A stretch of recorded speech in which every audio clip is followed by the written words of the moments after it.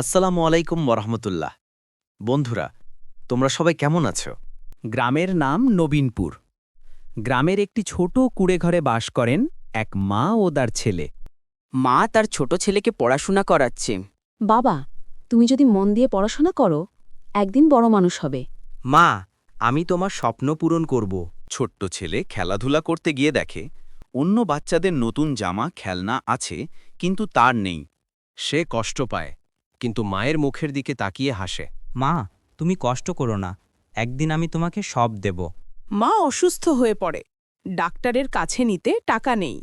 ছেলে অল্প বয়সেই কাজ করতে শুরু করে, কেউ বই কিনে দেয় না, তবুও রাত জেগে পুরনো বই পড়ে। বড় হয়ে ছেলে কলেজে ভর্তি হয়, মায়ের চিকিৎসার খরচ জোগাতে রাতে কাজ করে, দিনে পড়ে। পরীক্ষার দিন আসে, ছেলে প্রথম হয়ে যায়। সার্টিফিকেট হাতে নিয়ে দৌড়ে বাড়ি আসে, কিন্তু দেখে মা শেষ নিঃশ্বাস নিয়ে হাসি মুখে তাকিয়ে আছে। তার হাতে রাখা একটা পুরনো ছেঁড়া ব্যাগ, যেখানে লেখা আমার ছেলের স্বপ্ন। ছেলে কাঁদতে কাঁদতে মায়ের সামনে দাঁড়িয়ে বলে, মা, তুমি স্বপ্ন দেখেছিলে আমি মানুষ হব। আজ আমি তোমার স্বপ্ন পূরণ করলাম। তুমি নেই, কিন্তু তোমার ভালোবাসা আমাকে বাঁচিয়ে রাখবে। সত্যি বন্ধুরা, মায়ের ভালোবাসার কোনো শেষ নেই।